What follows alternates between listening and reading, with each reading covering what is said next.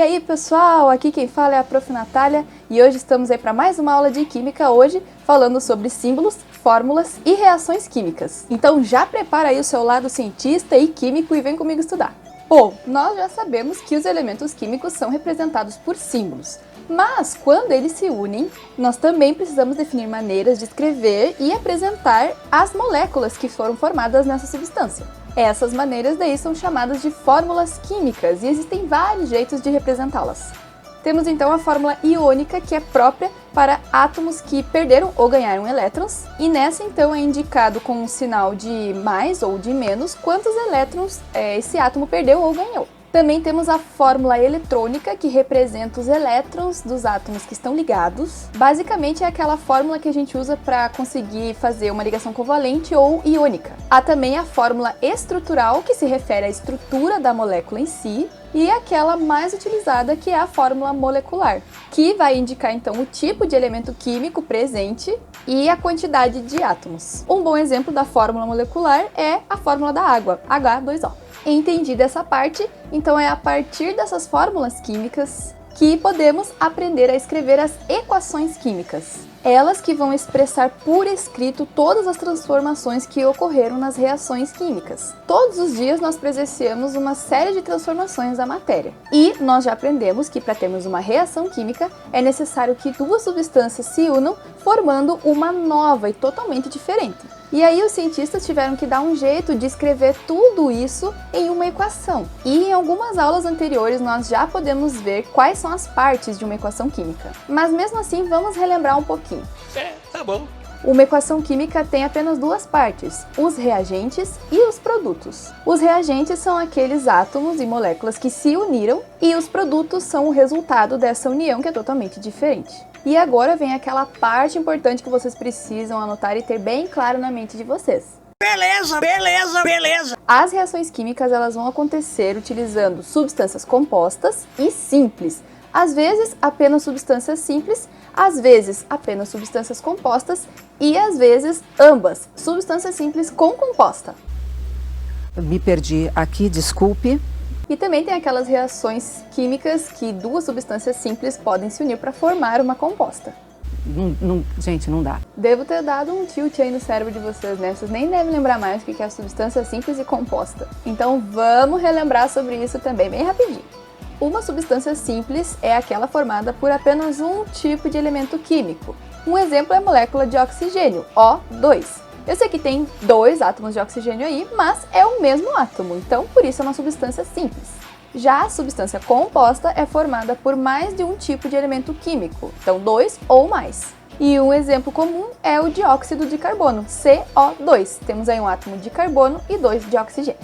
Agora que a gente já sabe o que são substâncias simples e compostas e como se escreve uma equação química, vamos aprender hoje como se faz uma reação química, que é uma das mais simples que existem, que é a reação de simples troca. Essa reação também pode ser chamada de reação de deslocamento ou de substituição, e ela acontece quando uma substância simples reage com uma substância composta, formando e dando resultado então a uma outra substância simples e outra substância composta. É tão simples que até bugou o cérebro, né? Mais ou menos. Mas calma aí que tu vai entender com o exemplo que eu vou te dar. Então, para começar, a gente tem aqui só primeiro uma representação de uma reação química, reagentes e produtos. A setinha aqui, ela sempre vai estar apontando para a direita, representando então a transformação e a reação que ocorreu aqui. E agora então vamos ao exemplo da reação de simples troca. Eu vou usar como base de exemplo o sulfato de cobre e o ferro. Então, como eu disse antes, a reação de simples troca vai acontecer quando uma substância simples, que aqui no caso é o ferro, reagir com uma substância composta, que aqui no caso é o sulfato de cobre. Vocês podem ver que aqui tem mais de um tipo de elemento químico. Temos o cobre, junto com o enxofre e mais 4 átomos de oxigênio. Então, por isso que essa é considerada substância composta. Assim que eles se unirem, eles vão formar nos produtos uma nova substância composta e uma nova substância simples, ficando então da seguinte forma. Percebam que agora a substância simples ficou somente o cobre. E o ferro, que antes era a nossa substância simples, se uniu com o enxofre e com o oxigênio, formando o sulfato de ferro, tornando-se assim uma substância composta. Então percebam que agora essa substância composta é bem diferente dessa primeira. E da mesma forma, essa substância simples também é super diferente dessa substância simples que está nos produtos. E percebam, gente, que apenas aconteceu então uma troca. O sulfato, que antes estava com o cobre, agora passa a ficar com o ferro. Por isso então que essa reação é chamada de simples troca. Para me ajudar a lembrar, eu sempre digo que aqui nessa reação química ocorreu meio que uma traição, sabe? Para esse caso, eu faço de conta que a substância composta dos reagentes é como se fosse um casal, que nesse exemplo que eu dei, no caso, é o sulfato de cobre. E a substância simples eu faço de conta que é como se fosse o embuste que chega ali para atrapalhar toda a vida do casal, que nesse caso aqui é o átomo de ferro, que também faz parte dos reagentes. E aí, quando acontece a reação, lá nos produtos, você pode ver que agora o cobre ficou sozinho, tornando-se uma substância simples ou, digamos, divorciada. Olha só, você é muito legal, mas eu não tô entendendo nada. E aí o ferro levou embora o companheiro do cobre, que no caso foi o sulfato, tornando-se assim uma substância composta que a gente chama de sulfato de ferro. Talvez eu seja meio doida de fazer uma comparação assim como exemplo, talvez, mas assim eu consigo entender um pouco melhor. E aí eu explico desse jeito na esperança de que vocês também possam entender um pouquinho melhor esse tipo de reação. Será que funcionou? Não!